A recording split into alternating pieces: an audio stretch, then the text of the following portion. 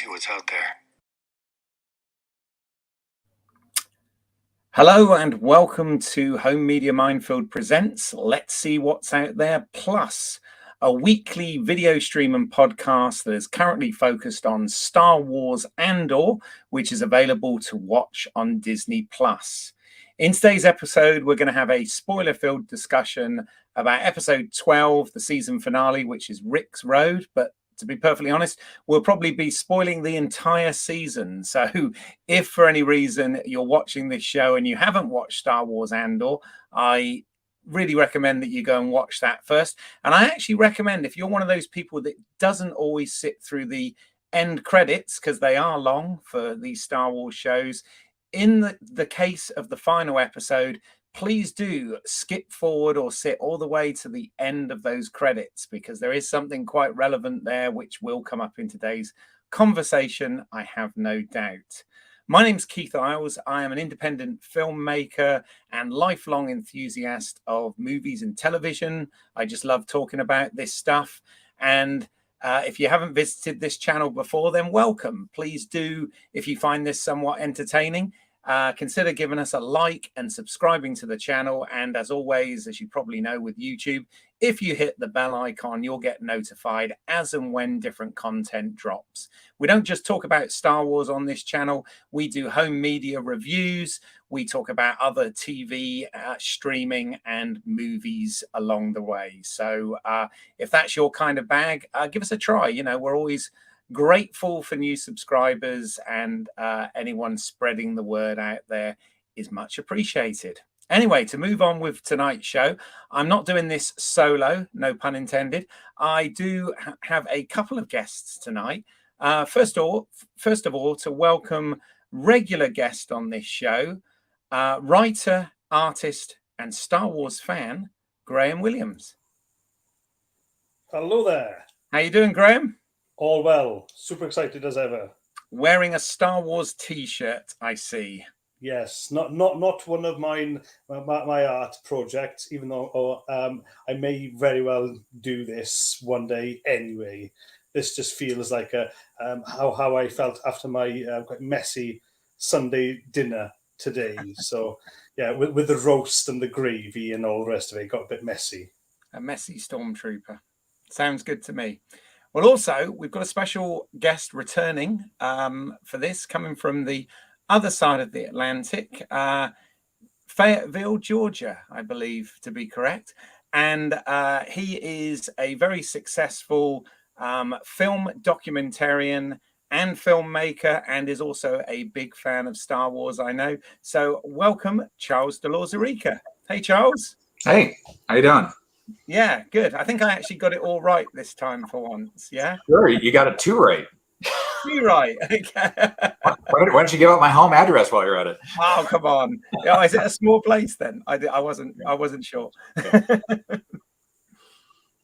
Well, we got to meet up recently, which was rather nice as well in person. So that was fun. That was a lot of fun. Always good. In fact, I expected you to be wearing a t-shirt, Charles. I had one, and then I just thought it was too much. But I have a created by Tony Gilroy shirt, and I thought it'd be perfect to wear today. And then I thought, well, you know what? Let me try to feel more of a grown up. So here we go. Yeah. Nothing wrong with not being grown up, particularly on this show. Not in the slightest. I have a baby on the way. He's due in just like 2 or 3 weeks. So I think I'm trying to be more fatherly, and I'm sure once he gets here, I'll be wearing all kinds of Star Wars crap. So it'll be fun. Well, congratulations on that. And congratulations on trying to be more fatherly. Yes, thank you. Ahead of time. That's good. Right. Well, Charles, I want to start with you, actually, because you have not been on the show to talk about Andor. We've had you on talking about some of the other Star Wars shows, as well as other movies and TV things over the years. But I just wondered, without specifically going into episode 12, I just wondered, up until that point, how were you feeling about the show Andor, and your sort of thoughts on it, if you've got anything you want to share there? Let me put it as basically as I can. Andor is my favorite Star Wars since 1980, since The Empire Strikes Back. I adore Andor. I love this show so much for all kinds of reasons I never could have predicted. Because when they announced this show, a few years ago at that Disney summit or shareholders phone call, whatever it was, I was very kind of meh about it. I was sort of like, yeah, Rogue One was good, and his character was kind of fine, but I didn't feel the need for a series about him. And it just seemed like I was totally going to watch it, no doubt, but I also kind of felt like, well, give me more Mandalorian, give me more, of the Star Wars that I feel comfortable with. And what is so fantastic about Andor is it woke me up out of that haze and said, no, here's something new and bold and different and sophisticated and intelligent and still very Star Warsy. It's definitely the same universe, and it has a lot of the same, tropes, but the good ones. I mean, the things that make Star Wars, just minus the space wizards, minus the Jedi and the lightsabers and all that, which I think is fantastic. And I've said this many times to friends. It's like the one thing when I was growing up as a kid that kept me going in those 3-year gaps between Star Wars Empire and Jedi. A big thing that kept me going was Ralph McQuarrie's concept art. So they came out with the portfolios and the art of Star Wars books, and I would just pour over that art just endlessly. And the thing that was so great about Ralph McQuarrie was not just the vehicle designs and the creature designs and the worlds. It was like, what was around the corner? What was that doorway back there? What was happening? Like, there were little stories just kind of like in the periphery of the frame. And Andor is now that periphery. Now, Andor is what's happening around the corner or in that doorway, or what are those, people doing way in the background. That's what Andor is. That's what I love about it. It's more immersive in so many ways that a lot of the recent Star Wars have not been. They've been very focused on a very kind of like primary narrative about the Skywalkers, or things related to the Skywalkers, or things related to things that we saw before. This is like off that map, and I just had a blast with it. It was so intelligent, so well written, so beautifully shot and designed, and the score and the acting. It's like I cannot stop raving about this show. I will stop. Yeah. No, that's fantastic. I mean, you're very you took the words out of my brain basically, because I feel exactly the same, and both Graham and I have been sort of waxing lyrical about how pleased we are with this show, and how Star Wars doesn't need to be Jedis and the Force and all of that stuff to be Star Wars, because George Lucas created a world, he created a universe, a galaxy specifically for Star Wars, and this fits right into it and right into the history, and is telling us something new and intriguing, and absolutely. And the other thing I like, which I'm sure we'll get into when we deconstruct this episode, is the fact that from a writing perspective, they are taking us as the viewer, that they're treating us as the viewer with as intelligent viewers, meaning they're not spoon feeding everything. They're giving us all those sort of nuances, which, as I said, we'll dig into, and I really appreciate that with the writing for sure. Yeah, absolutely. Cool. Some of the best dialogue I think Star Wars has ever had. I mean, full stop. Just like absolute all-timer monologues and speeches and exchanges, and just the dialogue in the show was just a delight, and just to savor that stuff. I really cannot wait to watch this entire series all over again. I'm probably going to wait till midway 2023 so I can pace myself before season 2 in 2024. But I am looking forward to watching the show again and just savoring the details. No, absolutely. So Graham, we're going to do our usual, and so we've got for a year of Andor, so it's now You May Fire in 4 years instead of You May Fire in 5. Yeah, so you may fire when ready.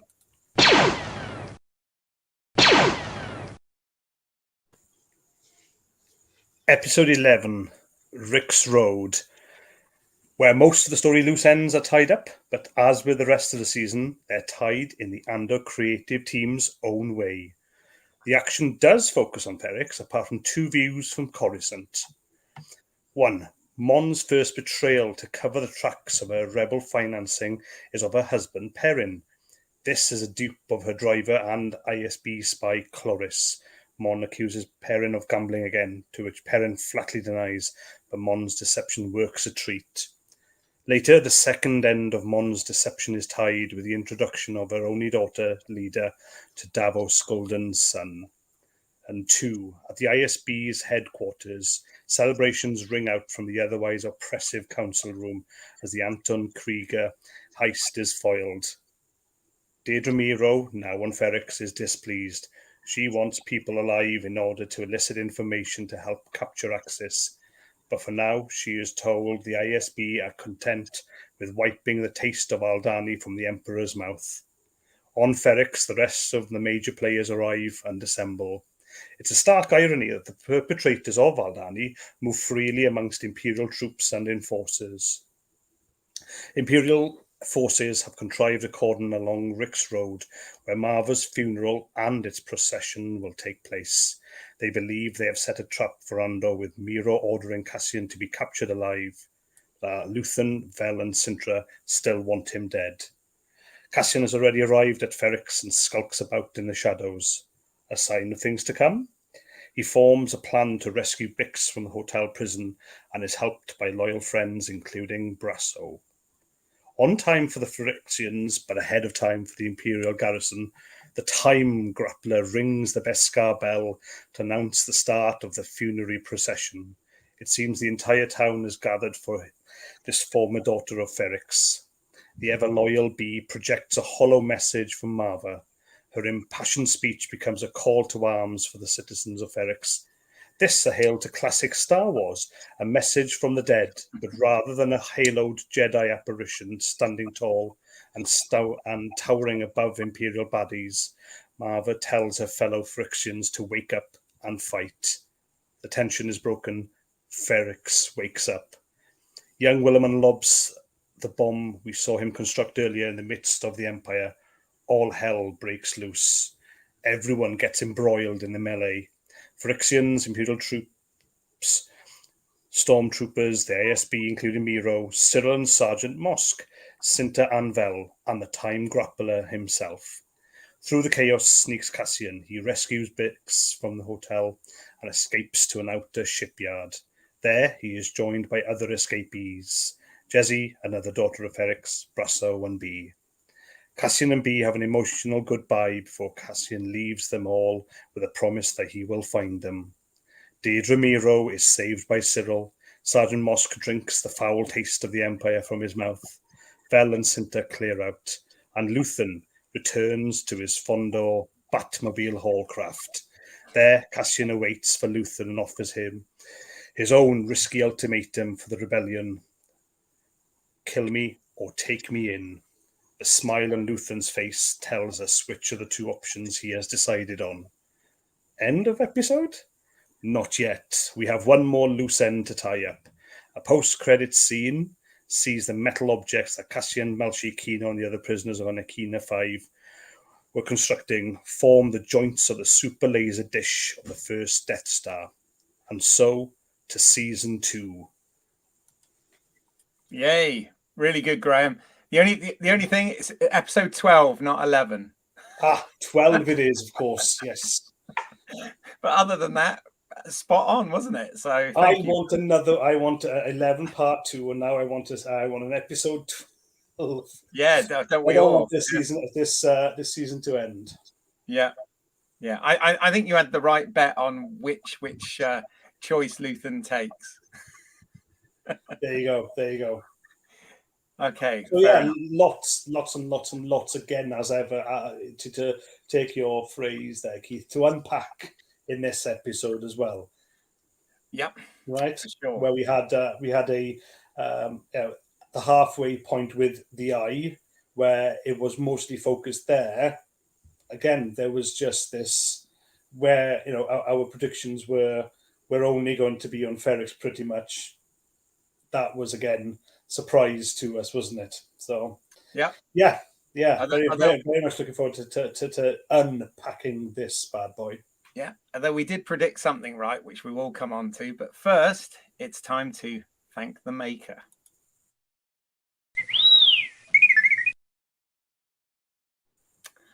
Okay, well, this finale was once again written by showrunner Tony Gilroy and directed by Benjamin Caron, both of which we've talked about in some detail on previous episodes.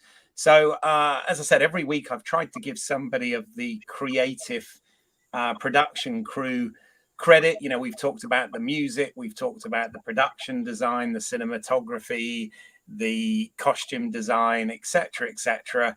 I felt this time it was really important to credit TJ Falls, who is the visual effects producer, because obviously, as we know, shows like this have a lot of visual effects in them, although they also do quite a bit practically these days. And it is really the job of somebody like a visual effects producer to advise the showrunner as to how there are all types of different visual effects and how they are best to be used to create what they want from that particular script. And I know Tony Gilroy in interviews has credited TJ Falls quite a bit for being almost like a right-hand man when it comes to production of this. So, and as we know, the VFX crew, as you know by those end credits that you did sit through, it is massive. So he obviously has a huge team working for him.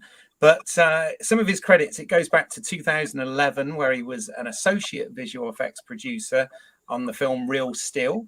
Also worked on Star Trek Into Darkness and Avengers Age of Ultron. But then has been very much immersed in the Star Wars world, working on The Force Awakens, Rogue One, obviously, Solo, A Star Wars Story, and also The Rise of Skywalker. He got promoted to the president of visual effects at Lucasfilm, having worked as a VFX producer on a number of their projects. He's based out of the London office, although is originally from LA. And yeah, he's, you know, as I said, a key part of the team here for this visual storytelling that Star Wars is all about. So, yeah, for this episode, I thought it was only fair to give him adequate credit. So we salute you, TJ Falls. There you go. I'm hoping over the season I've covered a lot of those people, but obviously there are lots in the mix, as we all well know. Yeah, I'd like to call out the sound as well. I was noticing listening in this time, just a few points, but we hear even on Ferrick's TIE Fighters, always the Star Wars classic there. We've also got a couple more classics now with my reference to the Beskar Bell.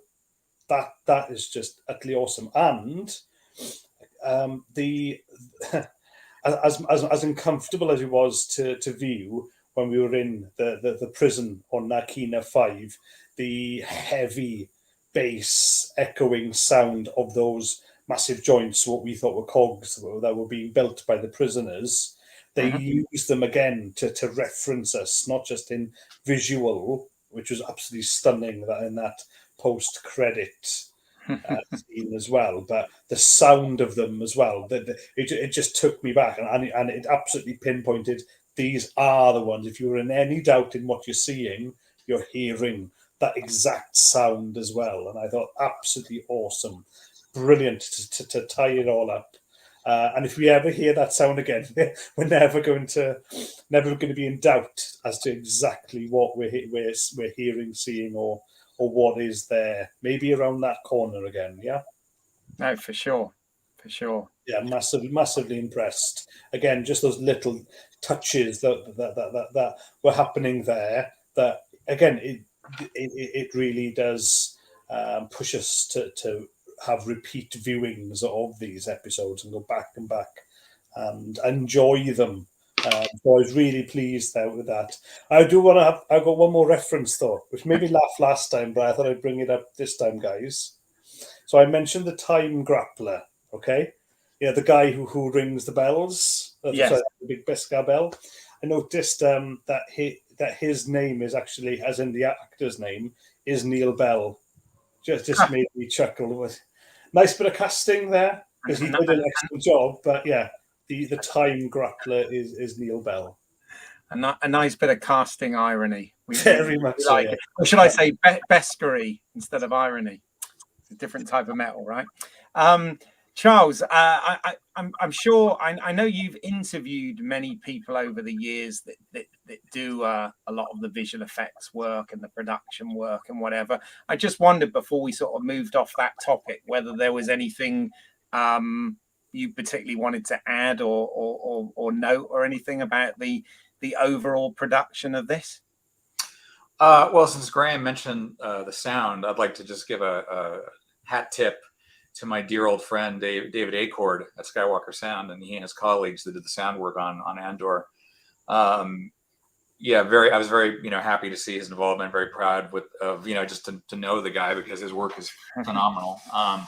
But the sound design, the score, Nicholas Brittle's score for Bertel, is just phenomenal. My favorite non-John Williams Star Wars score, and certainly maybe on par or better than some of the actual Williams music, maybe of the sequels, the prequels. That again, they're all like classic, amazing John Williams scores, but this one just kind of woke up Star Wars in a way that needed to be woken up. It was. I just feel like people had gotten too comfortable with what they thought Star Wars should be, and it just needed like this adrenaline shot to the heart, and it got it with Andor. And so I think every department, every craftsperson, everybody is just on all cylinders on this one. There's fire on all cylinders, and they're just like doing such a great job with this show. And I cannot wait to see season 2, which sounds like it's going to be fairly different in terms of the structure, which is kind of exciting. That these, like we noticed, I think everyone noticed, season 1 were a series of 3-episode arcs for the most part, and then episode 7, I believe, was kind of a one-off, and then it went back to kind of like the arc structure again. But I'm just thrilled that there's something new to say narratively through the characters in the Star Wars universe. It's not filling in gaps or telling us kind of what we already knew but didn't see. The prequels were very much that. It's like we knew the certain beats that had to happen. And there's a lot of other stuff in between that I think George just probably wanted to get out of his system that maybe not everyone was on board for. But it was his franchise. He was free to do whatever he wanted, obviously. But I think now we're getting into a zone of different voices, different types of filmmakers, different points of view that can provide a wide variety of adventures and stories and new myths, basically new Star Wars myths to learn about and explore and enjoy. So I'm thrilled that Andor basically proved that this could be done, that it doesn't always have to be Skywalker adjacent. It doesn't have to be Boba Fett adjacent. It can be completely, different and new. And by the way, like some people could criticize that it was boring or slow or whatever. I could watch an entire series of just the ISB conference room. just people politicking each other, backstabbing each other. That would be delightful to see, just that. And that's just, we get all that in a nice little chunk every now and then, mixed in with all this great sort of the birth of the rebellion and a heist and a prison break and all these other fantastic elements. That's why when people say that Andor is slow or boring, it's like, what show are you watching? I have no idea what show you're watching if you say it's slow and boring. It is so rich and just bursting at the seams with greatness. I'll stop. I'm just going to keep going and going if you let me. I totally agree with you. I think you hit the nail on the head when you said about how for some time now, particularly under the Disney era, they've been playing it safe and they've been sort of using the familiar, to get the people, I guess, to get the long-term fans like ourselves on board. But with this, it feels like they've taken a lot more risks, with the narrative, a lot more risks with, more morally ambiguous characters, etc. Things being less black or white, if you like. And I know we've been saying on not just this stream, but on the Movie Heaven, Movie Hell podcast that I used to do, which we first met on. We've been saying for years that this is supposed to be this huge galaxy that of thousands of worlds that George created. And, why can't you have stories that, aren't on Tatooine, which is supposed to be a really unimportant planet, by the way, but we've always seemed to sort of gravitate back there. And, this given us something completely new, for me is fantastic. And I do think this is probably a series which probably does appeal more to the sort of Gen Xers, the original Star Wars fans. I'm not sure. I've been trying to sort of gauge with friends I've got who have got Gen Z children and whatever, and whether or not they're into this. And it seems that in a lot of cases, no, they don't seem too bothered, which is interesting. But then again, those people have said the same for Obi-Wan Kenobi, Boba Fett, even the Mandalorian. Some have said, that their kids weren't interested in. So it's like, okay, well, they're doing something right, I guess. We've had, and that's something that I read. Somebody, so I'm obviously stealing their line here, but this series has earned its Star Wars moments, because we have had Star Wars. Charles, you mentioned it earlier, that there is Star Wars here. We don't have the lightsabers, but there's enough. Again, I mentioned sound design.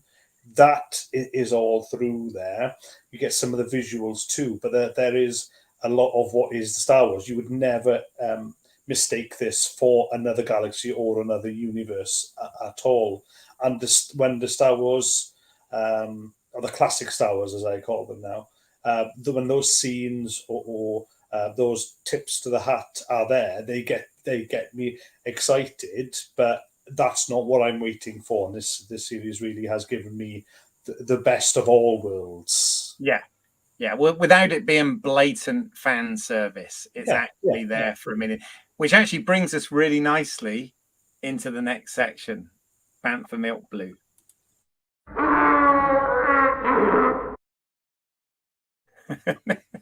And there you go. You've got it there. Brilliant. And this is just what, Charles, I don't know whether you've been following along with the show, but this is just where we have a bit of fun, really. Obviously, one could say that the whole show is an Easter egg. And I think the great thing, as Graham alluded to there, that Tony Gilroy has done with that is, because he's not a Star Wars geek himself, he has been completely disinterested in blatant references for reference sake. And it's just really, he's been advised by the team around him, the Pablo Hidalgos, etc., on the story group about, if he needs a planet name, they can reference something that might be from the canon, or if he needs, and I think that approach has been good, because as Graham said, it's been earned. Yeah. And was there anything for you that stood out in particular as a sort of reference, but maybe done well, as opposed to just a blatant fan servicey type thing? Well, I'm one of those crazy people that love The Last Jedi. So I'll just say I love the reference to Canto Bight. Right. Yes. That was great, because first of all, that seems to be such a triggering name for so many people who hate The Last Jedi. You say Canto Bight and they just start melting down. So that was fun to hear as a throwaway reference to, gambling in a casino and everything. But I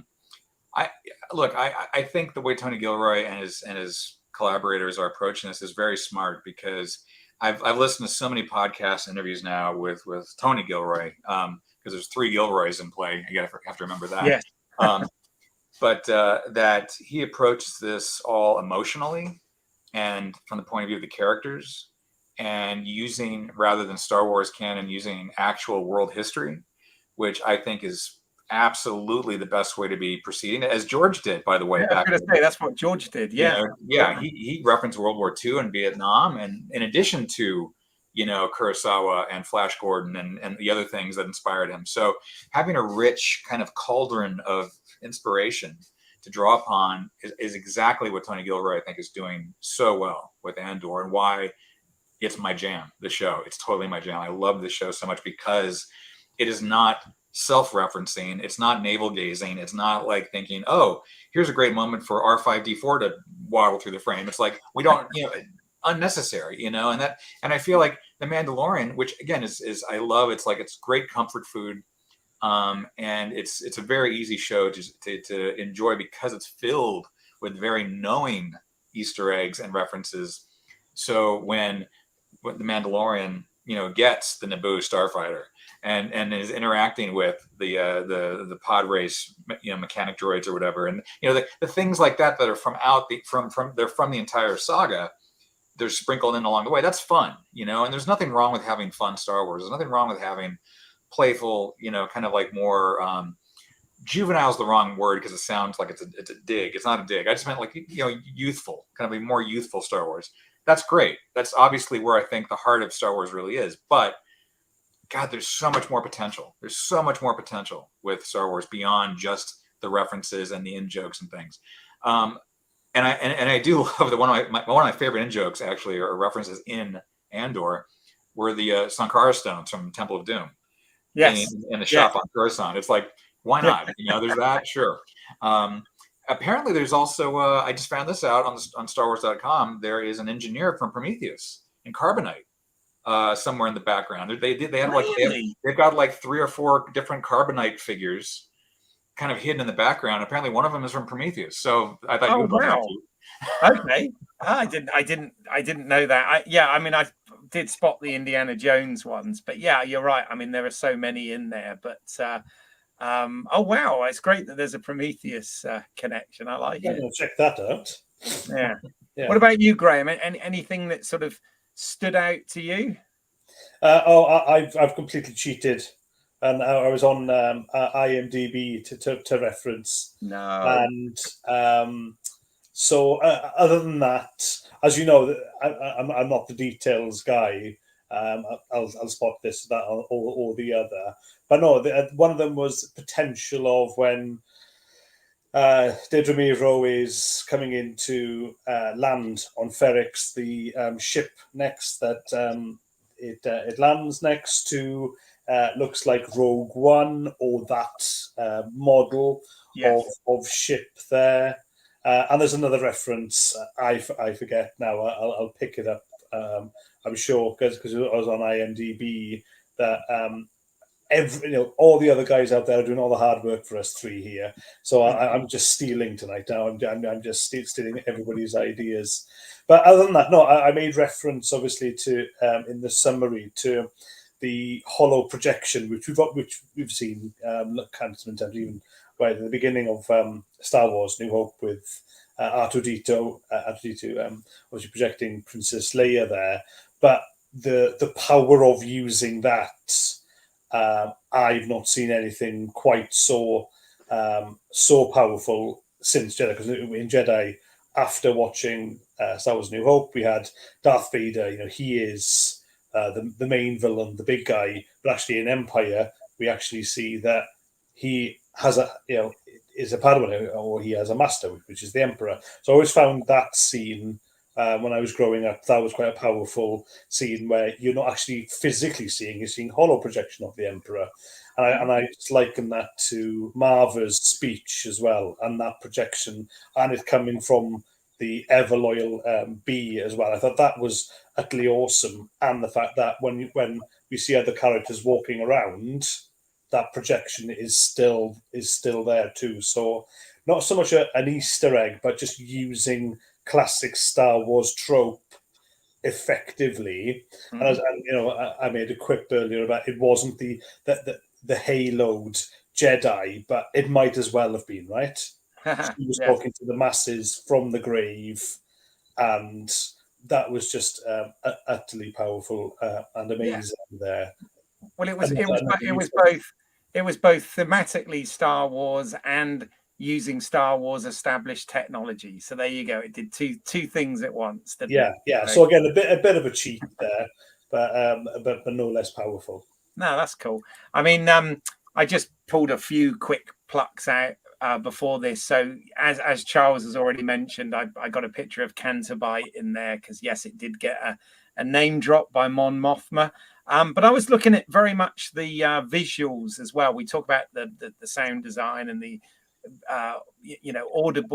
audio cues and stuff, but also obviously some of the visual styling. And I could not help but think when we saw the Death Troopers again, which obviously we originally saw these in Rogue One, and the aesthetic when they were with Krennic as a white uniformed Imperial officer, and they were flanking him, which originally was just to do a flip on the in A New Hope, Darth Vader being flanked by white stormtroopers. You know, they kind of reversed that, and of course we had that in this episode as well when Dira turns up with the Death Troopers. Sorry, Dedra turns up with the Death Troopers flanking her on each side. So I thought, yeah, that's kind of a thing. And then of course the big obvious one, which I gave plenty of spoiler warnings for this, but the reason I put this here is just this was something we were actually right about, because remember we were saying that we thought the things that were being built in the in the prison facility was actually going to be stuff that we knew the Death Star was under construction at this point, and it was going to be they were building something to fund and build the Death Star, and we were totally right, yeah, for once. So I thought that was pretty cool. And in timeline wise, let's pat ourselves on the back for one there. There is another. That we got. So we should really collective tap on the back there, Keith. Congratulations. The other one was as well, of course, which we've had correct each episode, is that Cassian Andor would survive. So there. Yeah. No, absolutely. Well done. I did remember, and Charles already said it was the Canto Bite reference. That I actually did pick up, so no cheating there. But again, yeah, you say it's one big Easter egg, but yeah, it's one that hasn't had to. So yeah, after this, I'm definitely going to be looking out for some carbonite scenes where there is carbonite as well. Although, just quickly on that, so. Where I stayed on holiday this year, I went to a comic book shop, and there was actually a carbonite, and it was the Han Solo, right? So it was there, and it's like £4,000. I didn't have that to hand at the time, so I left it. But you didn't have it in the pocket of your hiking jacket, and not extra $4,000. Just it was in my other one, Keith. So anyway, the town in Scotland, just to the west, not too far from Stirling, in fact, is I mentioned to you earlier in an earlier episode. So me and my family have actually booked a place to stay next summer, and it is only about an hour's drive from where Aldani was shot. So not only there's that carbonite, and I may save up. Who knows? May go back to the comic book shop. But I've got it now all set that we will be hiking Aldani next summer. Nice. Fair enough. Right. Well, before we get into really breaking the episode down, we're just going to have a bit of fun with Never Tell Me the Odds.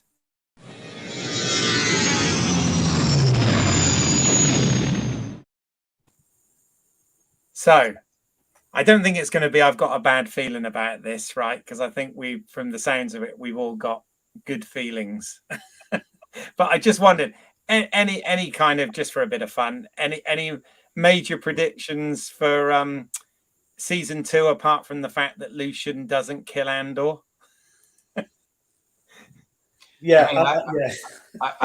I'm just wondering, how much they can avoid getting into familiar Star Wars territory, because obviously Vader is going to be lurking. Palpatine is lurking. He's been mentioned a few times this season, but I'm just wondering if we actually end up seeing any of them. How fan servicey is it going to be? Because I hope it isn't. I hope there is. Maybe it is a random encounter or just passing by or something. It's like I hope it's not some big end of Rogue One moment, which was iconic and amazing and fantastic to see Vader cut loose and go berserker on all those, rebel troopers. But it was just that was such a huge show-stopping moment. And the one thing I love about Andor is that it's like a World War II story where you're kind of catching little pieces of other stories along the way. And I'm just curious to see how they, as we're getting closer and closer to the Rogue One period of time, how inevitable it's going to be that we're going to have to run into someone that's big, like a big previously established Star Wars character or location or whatever. So I have full confidence they'll figure it out and do a great job. But it's not a concern so much as a question. It's like, will they be able to Andorize the previously established Star Wars characters and worlds that we've seen before? Yes, yeah. I also wonder as well, I know it's a completely different medium that we're talking about, but it is canon, is whether or not we're sort of entering the same time frame now as the Rebels animated series. And, we've already seen a character from animation come to live action with the Ahsoka character. Yeah, and I do actually wonder whether there might be some sort of crossover. Not blatant crossover, but subtle crossover with some of the characters, or if not the characters, maybe some of the events that happen get a mention or something in season 2 as we sort of work our way towards Rogue One / A New Hope. Because in an interview with Tony Gilroy that I listened to, he did sort of say that they're going to be jumping, years in season 2. He said they didn't want to. They thought about whether they could run a 5-season show, but he said he didn't want to create the fatigue of that with the franchise and with the characters. So hence why after season 1, they were gonna those mini arcs were gonna have like a year or so jumps between them to take us sort of dovetail right up to the events of Rogue One. So that could be quite exciting. But I'm confident that if we do get other characters, as you mentioned, Charles, I think it'll be less prominent and more in the background. If we do see the Emperor or Vader, I don't think they'll have major scenes. I think it'll be more of a an aside, hopefully, because I think that would be more classy. And Tony Gilroy seems to be quite classy with the way he's doing stuff. So, yeah. But it sounds to me like he knows what's on the shelf. Yeah, he can pull anything off the shelf whenever he needs it for his story and his characters. And if he doesn't need that stuff off the shelf, then we'll never see them. If he does, or he thinks it can be a good fit, it will. And I love that the way he prioritizes the story he's telling, the characters he's engaging in, and not worrying about fan service or canon so much, unless he has to work something in. Like, for instance, do you think that post-credits tag of the Death Star under construction, do you think that's literally in the same time frame as the show ended, or is it a slightly flash forward? Because I don't know why it's like so completed this early. It's like it's pretty much ready to go except for the primary weapon. So things like that, I wonder if he's going to be able to play with time and placement within canon, but without having to worry about canon. Yeah, I saw it as a bit of a flash forward, to shortly before Rogue One. I mean, it's a little bit like at the end of the prequels, at the end of Episode 3, Revenge of the Sith, you had that bit where Vader and the Emperor look at, and you see like a young Grand Moff Tarkin, and they look out and they see the sort of shell of the Death Star sphere, being constructed. And I always thought to myself, well, that's not like immediately after the events of Episode 3. That's somewhere between then and where we catch up with it in my head canon anyway. I always looked at it like that, just for it to make more sense, really. But I guess these things take a long time to build. They've only got so many prisons, right? Yeah. Fewer of them now. Yeah, exactly. But we know we're going to get more Star Wars from something I read of Tony Gilroy. He is bringing in more Star Wars experts, so that's fine there. I was thinking earlier, we do have the Ursos as well. Are we? Do we? And I thought to myself, on reflection, do we really need to? Because the time of that would already be happening right Yeah. now with the construction of the Death Star. But actually, we don't need to see them because they fit into Rogue One differently. It's her story more than Cassian story. Yes. So if they stick to what we've had, some of the biggest surprises of this season, but actually it's always been fitting with the character. Just because I have predicted it completely and utterly wrong, is that this has always focused around Cassian Andor. Although, if you want to expand out on that, it's actually been Marva Andor. So Andor has actually been fitting to both of them. We Very much really so. have had Marva Andor has been the other touch point, or the spark. She says he is the spark, but actually she was too. So I don't think on reflection you'd need to see Urso, the Ursos, I mean. But we do have Saw Gerrera, who is here. He has to play a part, surely, and we need to really have him. And also, guys, we've got the alliance, the Rebel Alliance must be joined at some point. And I believe that with Cassian now coming into the fold, being brought in, or being taken in, I should say, then the Rebel Alliance, I think, will be there. And if they're going to stick with Mon Mothma and the high politics versus everyone down below in the muck, and really where the where a lot of the unfortunate oppression does happen from the Empire, I think we will get to see a lot more of those characters and those plot points coming through.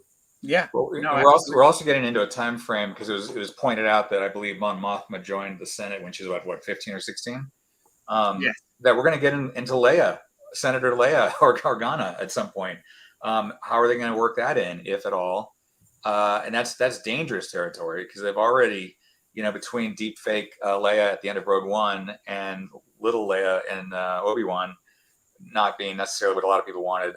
It's like that Leia is a holy cow, a sacred cow, basically, right? I mean, she's very important to so many people, and this is a very sensitive time where she's going to become a leader. And I hope that, again, unless they really figure out a smart way to deal with her, they just avoid her, or maybe just have a side reference. But she's basically entering the same period as Mon Mothma was beginning as a senator in her time. And obviously in this new series, or this new show, or rather season, we're going to have to see Mon Mothma give up the sweet Coruscant life for Yavin and leading the base, So that I'm sure she's going to have some kind of fall from grace, some political implosion that causes her to run and escape and join the rebels properly. And where does that leave a potential Leia appearance? I don't know. But again, it's very, very dangerous territory, which is why I'm happy that someone like Gilroy and team are in charge, because they've proven they can handle it. But they're getting into some tricky territory. And he had a great quote recently, Gilroy, about like the second jump out of the airplane is more terrifying than the first.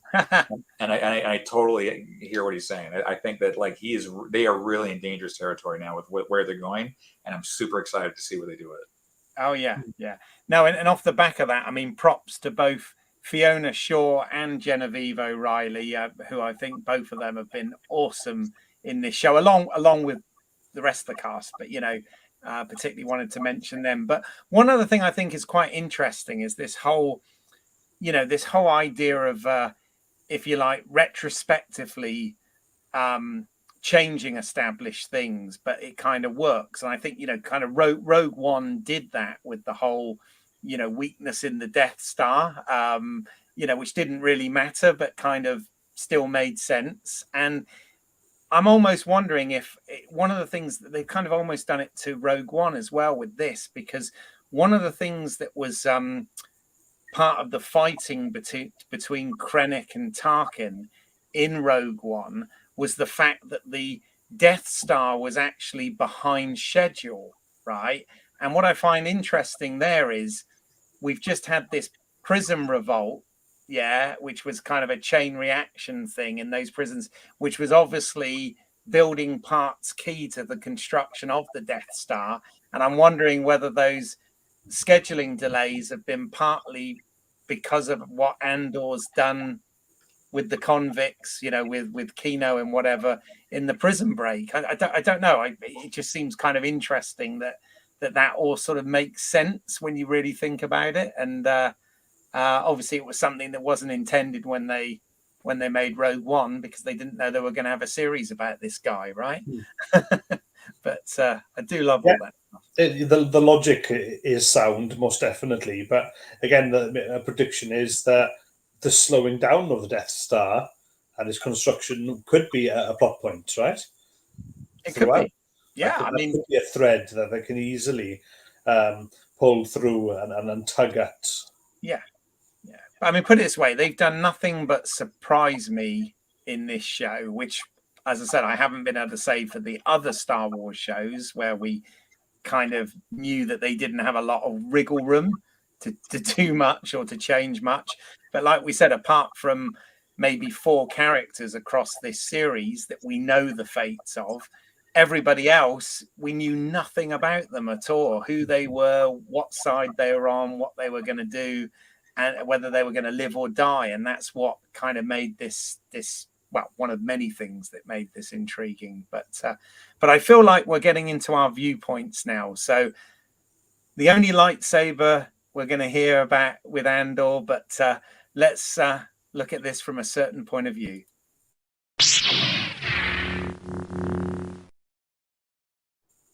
All right, so yeah, this is where we kind of can really dig into it and say any of our thoughts, nitpicks, or this particular episode and whatever. So Charles, as you're the guest this week, do you want to kick things off with anything specific about this episode?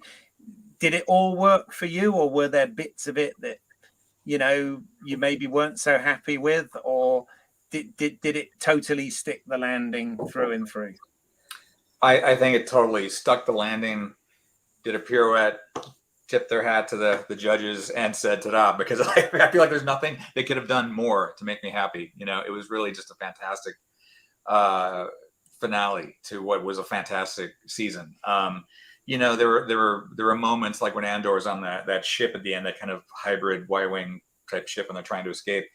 And he kept saying, "Come on, let's go." And I was like, "Well, get off the ship, dude. You're the one that's holding them up by not getting off the ship." But aside from that, like that was like my only thought of like, yeah, that could have been, blocked a little bit better. But a super minor microscopic nitpick in an otherwise fantastic episode. I loved the way the street procession built, with the band, and it had like, that kind of like almost New Orleans funeral vibe to it. That was magnificent, the way it built and built and built, and how they went on their own time, not the scheduled time that the Empire agreed to, and that threw everything off. And it was, it was almost like Hitchcockian in terms of the construction of it, and how certain things went wrong, certain things went right, certain details impacted other details, and it cascaded into this incredible street battle. Again, with that epic speech, on the hologram. Marva is just such an incredible character that I didn't expect to be an incredible character, because she seemed like she was slowly fading away, and then boom, she shows up at the end with the rallying cry to give birth to this pocket of the rebellion. So I'm sorry, I wish I had something negative to say. I don't really have much. I absolutely thought they stuck the landing and did a fantastic job. Yeah. What about you, Graham? Just going back to the previous episode, the actual episode 11. So I know there were some guys out there online saying, it was an off-screen death of they wanted more Fiona Shaw, and I couldn't disagree with wanting to see more Fiona Shaw, but actually those prayers were answered here, so that was excellent there.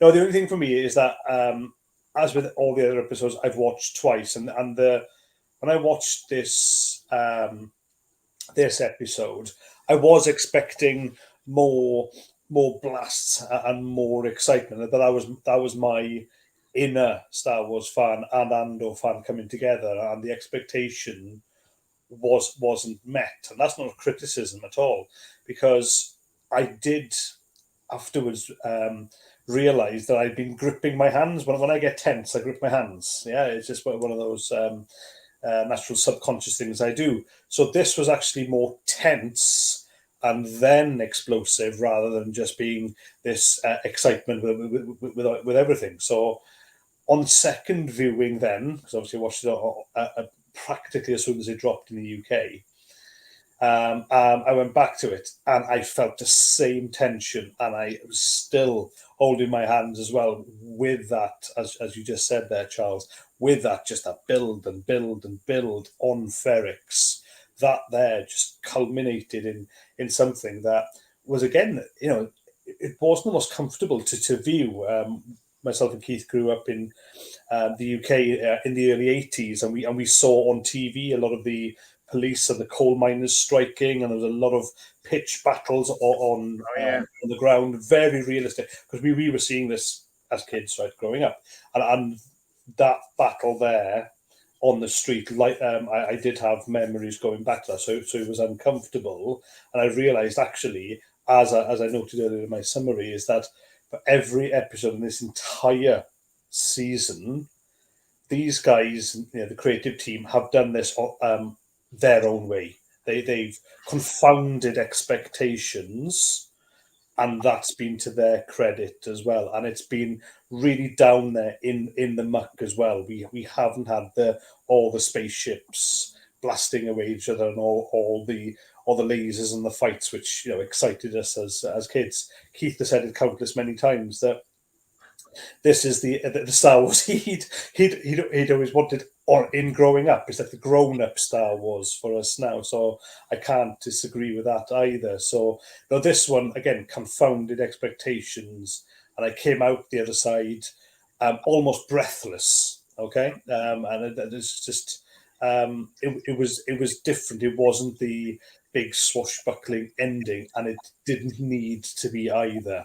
So that shook me up, and even we talk ad infinitum about the characters that were involved there and how they were affected, how either active they were or inactive. There's a lot of inactivity from the characters where things just happened to them because everything just went completely out of control. Not just the Imperial enforcers, but also Luthen, who was coming in to kill Cassian, for instance. His plans were literally blown apart.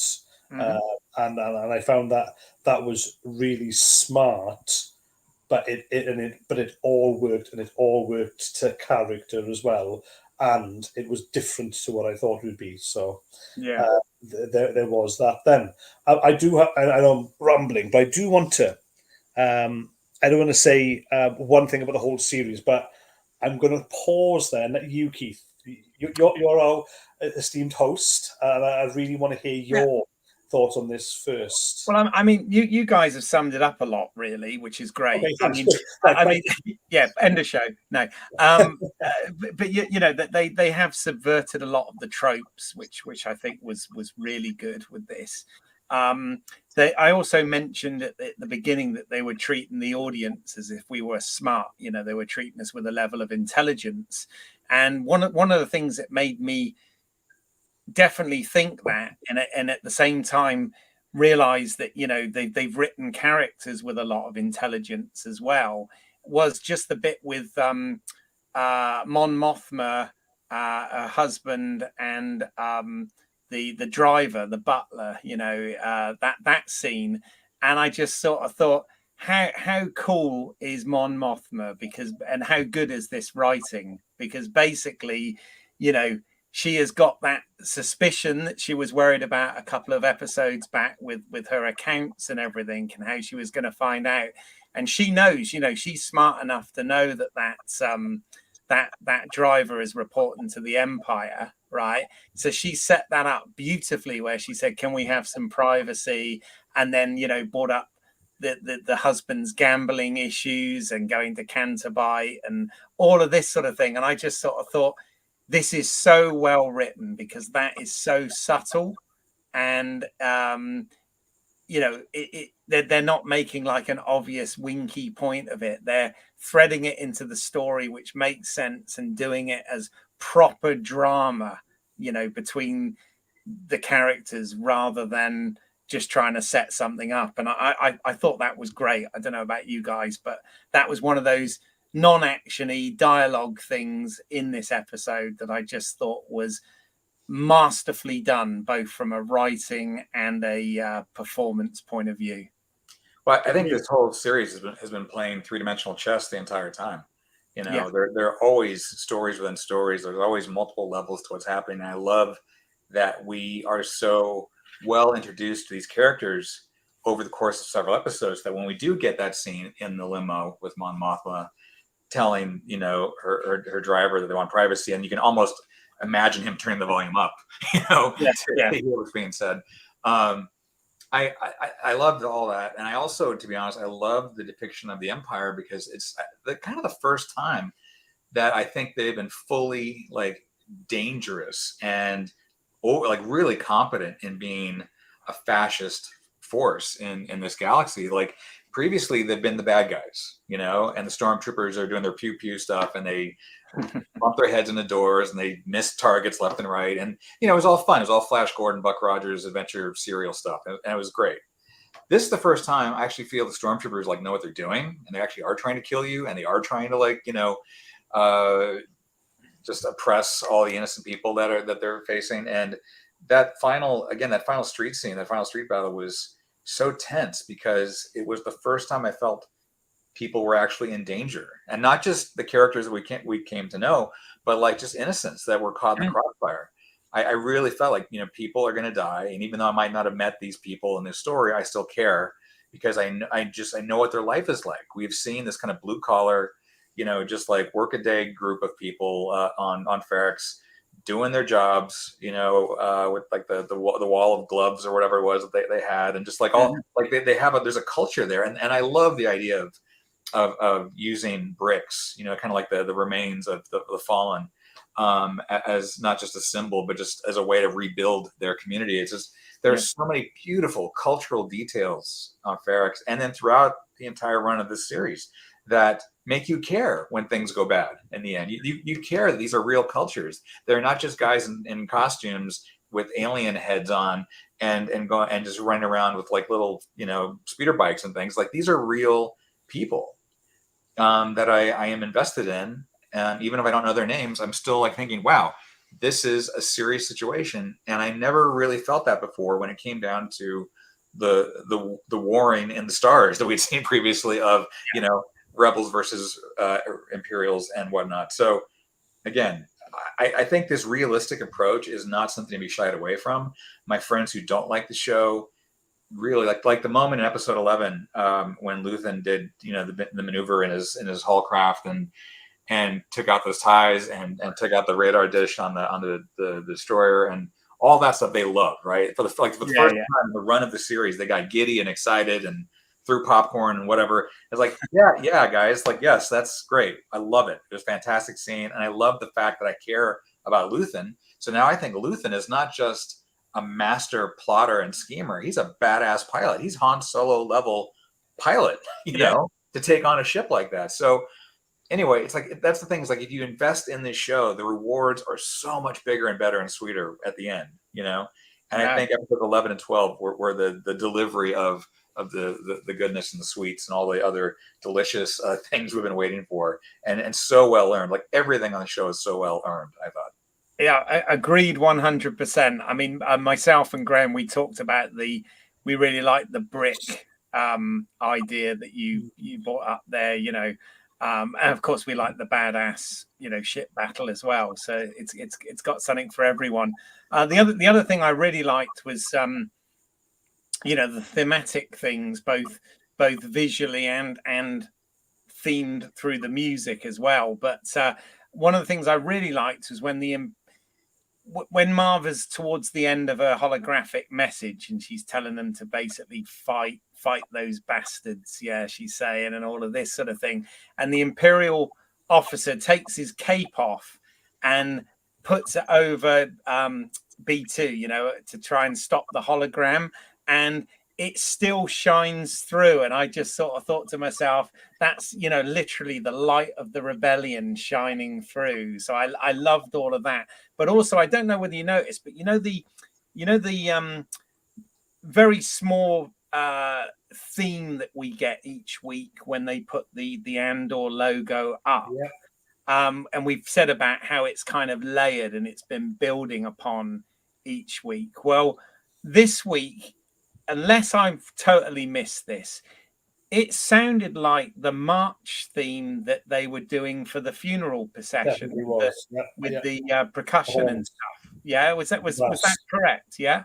That's what I felt as well, right Yeah. from the off. 'Cause I was expecting a funeral, and when I heard the brass instruments, I was like, this is excellent. We're getting into the funeral pretty much straight away, or the theme of it. No, that's what I got from that, definitely. Yeah. No, me too on that. So I didn't have a lot of time, so I pulled just a few images up from the episode. But obviously, there's a lot of characters here. I was trying to get all the characters, and then I've realised, looking at this now, I haven't got Cyril in there at all. And of course, he had something to do in this episode as well, right? I love Cyril as sort of like this, wannabe Imperial that is, I think, for us in America, we're seeing sort of, a subculture forming of these types of, like, I mean, I hate to use these terms, but like, Proud Boys and all the other kind of like January 6th insurrectionists that, really want to be a part of a revolution. But what revolution are you trying to join, guys? It's like, do you really want to overthrow peace and freedom in favor of fascism? And I feel like Cyril and his whole thing is representative of that. He so wants to be a part of something, and he thinks he's on the right side. And that's what's, by the way, great about and nuanced about the Empire in this show is they are not like mustache twirling baddies. It's like they believe in what they're doing. As evil as it is, and as like, kind of like counter to the human spirit as it is, they think they're trying to bring law and order to the galaxy. They've gotten their wiring flipped. Their programming is switched. So Cyril represents to me that kind of like person that is so wants to be a part of the winning side, and they've lost track of what side they're even on, and what side, what side is the good side to be on. And so that shot of him with his buddy, whose name I keep forgetting. I think some people call him Sideburns, but they're in the shuttle, the little shuttle bus on their way, kind of quietly, just like looking around. I can totally picture, someone today going to a protest or going to some kind of, I don't know, event of some kind to try to be there at the moment, at the flashpoint of some kind of uprising. It's like there are these ordinary guys with these really kind of weird ambitions.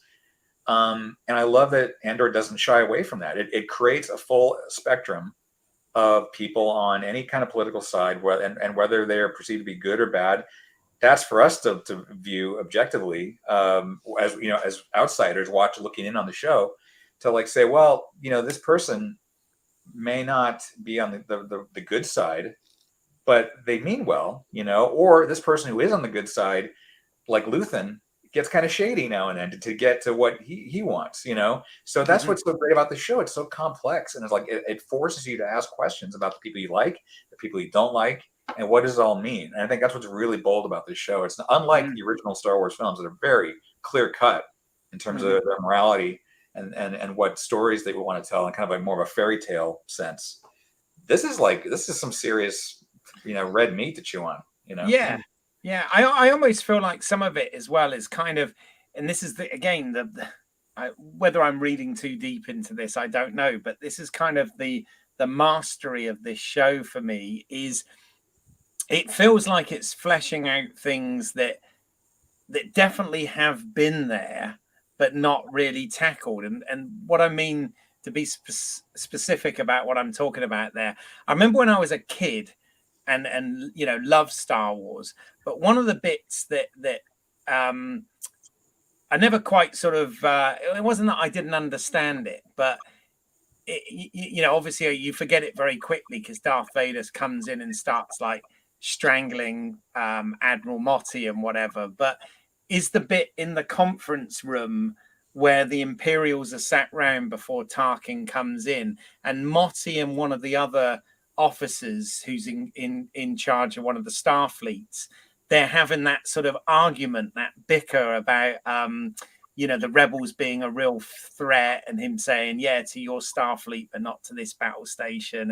and all that sort of thing. And the what I always considered as a kid, the really serious stuff in Star Wars. But it seems like they've almost made all of that have more meaning by having those ISB scenes, for example, that you've had throughout this series. And I don't know how much of that is intentional or how much of that is just how I'm reacting to it based on my kind of childhood memories and stuff. But it feels like it's almost intentional to me. It feels very organic. And I don't know whether that's a happy accident or, a skillful piece of engineering. And I can't figure out which it is. It might be a little bit of both, maybe.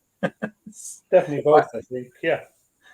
Yeah, no, I think that Andor has really done a good job of taking what worked in the original trilogy, and more specifically Star Wars Empire, and building out from those elements, like that conference room scene in the first movie, because it feels so real and procedural and like a glimpse into the inner workings of what's happening in a way that got more and more sort of like simplified and glossed over with each movie after that. I mean, especially Return of the Jedi, I feel like that's when they kind of started cutting to the chase. Like, let's just get to the big pyrotechnics and spectacle and all that. And again, that's fine. That's the kind of movie it is. But Star Wars and Empire, I feel like definitely were more about the actual life of these characters in these exotic environments, in these crazy situations, with all kinds of fun and great battle stuff along the way. But that's why we cared, like when Han Solo got thrown in the carbonite, because we had invested the time to like follow him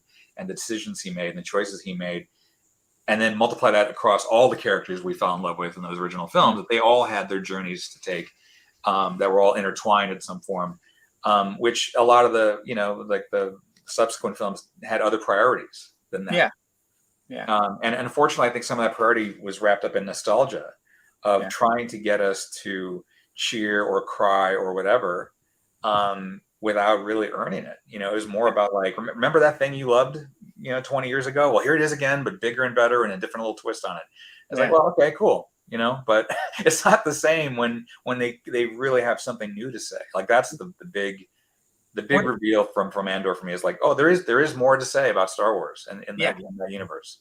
Yeah, it's funny you say that, because I've always had this bit of a theory, because I notice you've mentioned, and I find this quite interesting, you've mentioned a number of times sort of New Hope and Empire Strikes Back as being this sort of, if you like, pinnacle almost, and Jedi still being great, but obviously going into a different gear and having a slightly different thing. And again, ever since I was a kid and I couldn't quite put my finger on why it was, I always had, even though I still loved it, I always had a bit of an issue with Jedi for some reason, and I couldn't quite work it out.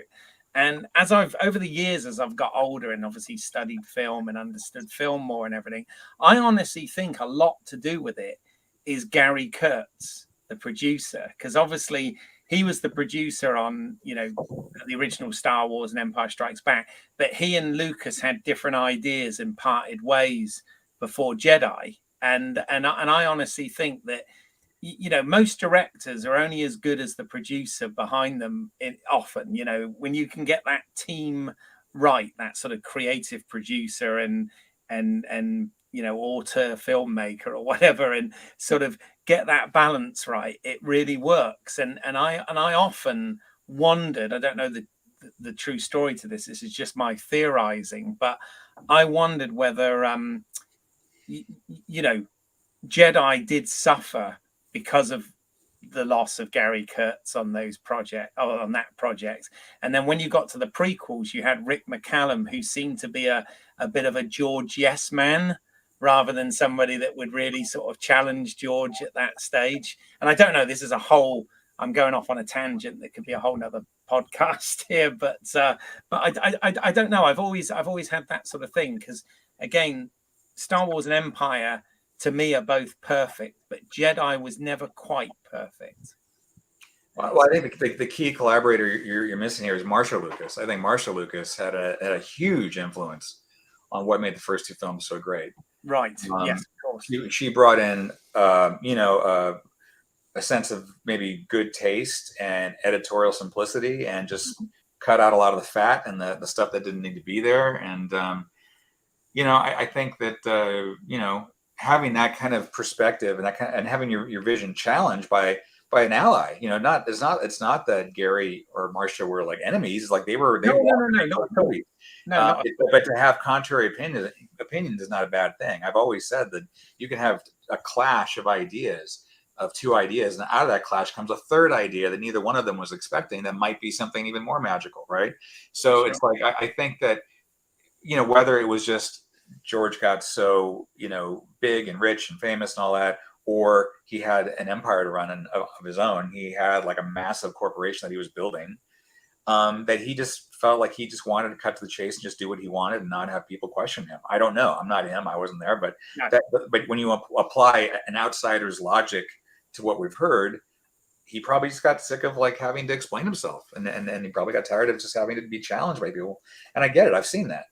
I've seen it elsewhere. So it's kind of like, I feel like having those collaborators early on throughout the later films would have been a great thing.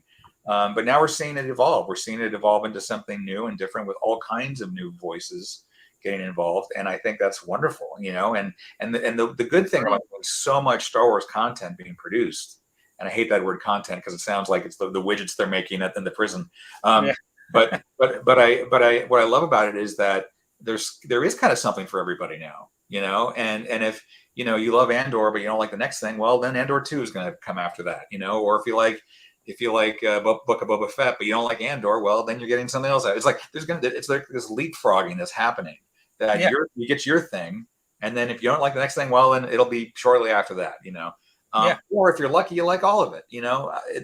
That's what's so great, is like there's something for everybody. I don't think any of it's bad in terms of like, no one should be put down for liking one thing over the other. You shouldn't say, oh, the thing you like sucks and it's infantile and childish and poorly made. My thing is, really highfalutin and really amazing. And none of that should be happening. None of that kind of like posturing should be happening right now, because there's such a bounty of stuff to enjoy. So find what you like, enjoy it, and don't get upset that someone enjoys something else. Exactly. We should be grateful that we're getting all this Star Wars, like you said, content now. And I always say, it doesn't.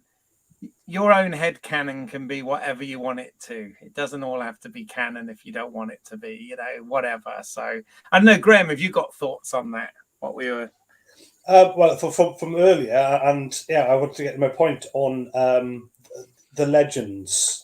We talk about classic Star Wars. So it was before even Luthen's speech about all the work that he's done, all the sacrifice of everything that he has for something he will never see. I thought on the legend side, we had again as kids, we had Star Wars: New Hope, and we had right at the end we had Luke, we had Chewie, and we had Han Solo. They got the medals, right? They destroyed the Death Star. Okay. So what we're getting now are those legendary characters and events that no one's heard of. In A New Hope, that there is none of that. There was just the fact that they'd got these plans from some anonymous rebels. We've now seen with Rogue One, which I think was for me was a tipping point in Star Wars, because that really did shush a lot of critics and stand-up comedians of the world with being able to blow up this Death Star. But on the legend side, I think what we've got now with Andor, and I mentioned Marv about, I'll stick to Cassian on this one, is that during this series it just dawned on me that through three story arcs, and we'll come to the end of this, we have seen 3 major moments of insurrection against this mighty, mighty empire, and one character has been involved in all 3. So we had Aldani, Cassian Andor was there. We had Nakina 5, Cassian Andor, he was there, and now we've had Ferric. So there, even if it is unwritten in the Star Wars within their galaxy, we have this legend here, and he won't have the medal pinned on or around him, so he'll be one of those. Luthen now the same, and everyone else. But I think Andor, because of this, and it's focusing on him, I'm wondering if it was a creative decision to do that rather than just have, well, we're going to have a heist, we're going to have a prison break, we're going to have this funeral and act of rebellion, because they really have stuck in the craw of the empire. You know, the line of washing the taste of Aldani from the Emperor's mouth was major there, but throughout it's been Cassian Andor. I'm wondering now for the next 12, Cassian Andor will be involved in so many. He will be the real wrench for them. He really will be that cog in there in the rebellion that will really slow things down for the Death Star, but also shake things up enough. We know there's going to be a 4th minimum because we've got Rogue One. We know the plans get stolen. So at least 4 things that will make Andor legendary. And in 15, 20, 25 years' time, when we're older and greyer, and we look back at Star Wars even longer again, we won't just be talking about the Skywalkers, the Solos. We will be talking about Andor as one of those heroes and one of those that in the lore of Star Wars, he's going to be up there. So currently, I'd be wearing an Andor T-shirt over a Skywalker T-shirt. Let's put it that way, yeah. Nice. Wondering what you guys thought of that. So if you had, or it passed you by. Yeah, no, I mean, I think I would agree with everything you're saying there. The sad thing is, often the people who get the medals around their necks, there's plenty that die on a beach, like Andor. So yeah, I agree. I mean, I'm hoping as well. I guess we're going to see more of Bix in season 2, because she didn't appear in this show as much as I was expecting from the setup. Do you know what I mean? But she didn't have to be. I did think that those guys who were in when they were thrown together, they were a ragtag group of individuals, including B, even though he's a droid. I thought those guys will form a part of the Rebel Alliance, because they have been so instrumental in another moment of insurrection, right?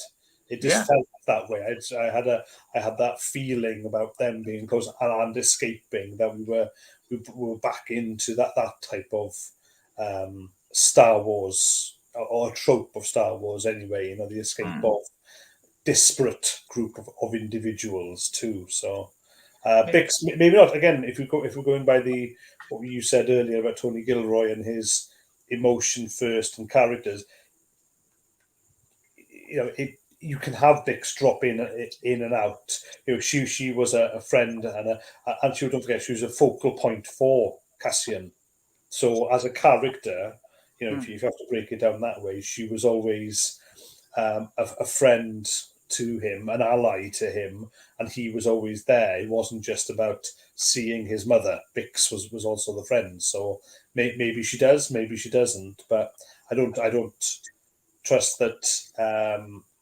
That she now, with being a character, fan service would be played just to her, just to give her screen time over why she will make an appearance or help Cassian in his fight.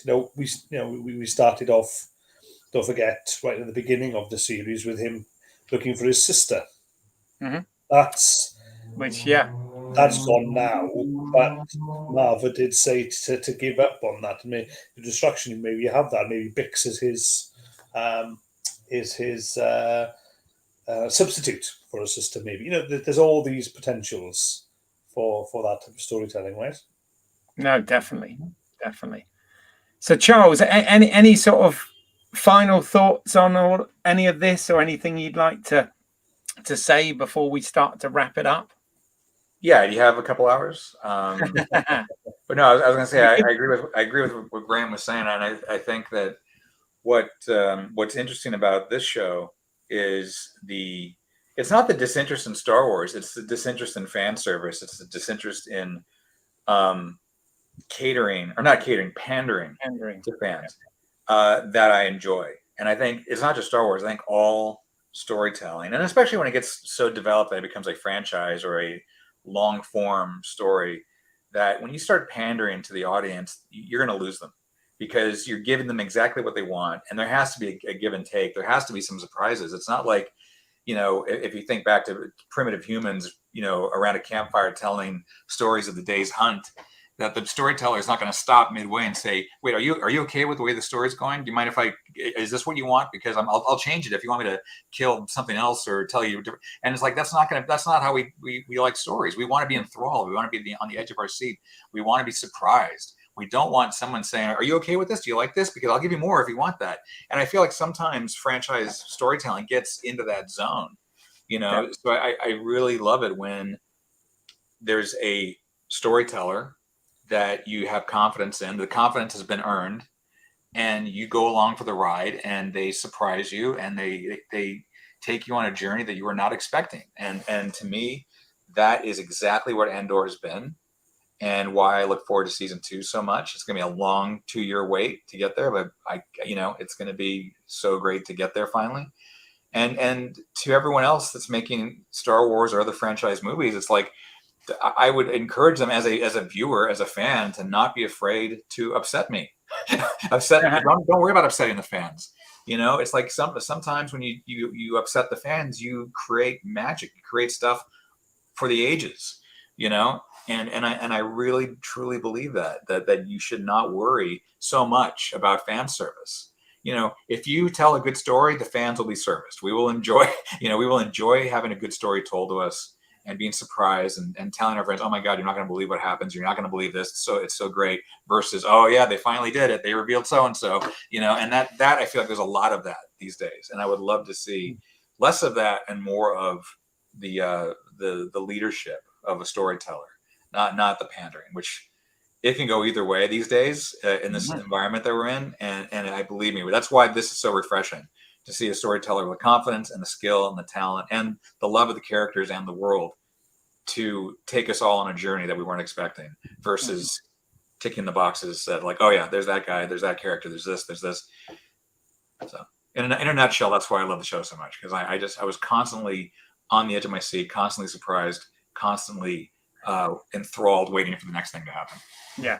No, it is refreshing, and there wasn't any sort of dumb story beats, which there really was in some of the other shows. Some really silly things happen just to make the story happen, and you think, really, and there was none of that incredulous stuff in this, was there? It was. And by the way, the reveal of the Death Star at the end was not an in joke or an Easter egg or fan service. That was a payoff to a long planted series of like, that was 3 episodes worth of what are those things they're building. Yeah. Right. Yeah. That was a fully earned payoff. That was not like, "Ooh, there's the Death Star." So yeah. Definitely. I was going to say, even Luke Skywalker threw his lightsaber away, for all those who didn't like the Last Jedi, and we got to see him at the end, but it had to be earned that he really was Jedi there. So we have had it in one way, but this, I think, was a lot more nuanced and treated me, at least, with respect too. It's so interesting, Graham, that you mentioned the throwing the lightsaber away, because I remember that scene in 1983 when Luke threw his lightsaber away on the Death Star to basically say, "No, I'm not going to fight. I'm not going to kill my father." So like the notion of Luke throwing his lightsaber away in the Last Jedi is like, what? He's done it before. It's like that's the ultimate act of a Jedi. Say, "I don't need this. I am not going to engage on the dark side. I am not going to fight." granted, there's a whole far more complicated tapestry of things to worry about or things to debate in the wake of that. But that notion of the lightsaber as like some kind of like fix-all is not what it is. Like, you're missing the point if you think having a lightsaber or having a blaster or having a Death Star is going to solve your problems. Mm-hmm. Well, we all know Luke should have really gone, hold on, where did you get this? And was there like a hand with it? Yeah, exactly. And what's the name of the person who scraped that off the bottom of Cloud City when it? I was going to say, which was never addressed, right? Yeah. That Yeah. was never addressed. But there you go. Well, it's a story for another time, I believe we were told. Yeah, another medium, and it's a story for another novel. Yeah. Or comic. We're talking of good storytelling. Graham, how have you? Tell us before we sign off here about your where you've got to with your NaNoWriMo. Oh yeah, thanks for bringing it up. For those who haven't listened or know, there's a not-for-profit organisation, NaNoWriMo.org. So that NaNoWriMo stands for National Novel Writing Month. It's US-based, but they went global years ago. And it's a challenge to writers globally to literally write 50,000 words in 30 days, the 30 days of November. Yeah. I accepted the challenge a couple of years ago, and again this year. Good friend of ours, Rob Winkins, has done the same for years. So 2 days ago, ahead of schedule, so 5 days ahead of schedule, I did reach the 50K, which does not mean I have finished this draft of my novel, Where the River Bends. So I am still writing every day, chipping away to get to complete the draft. But I was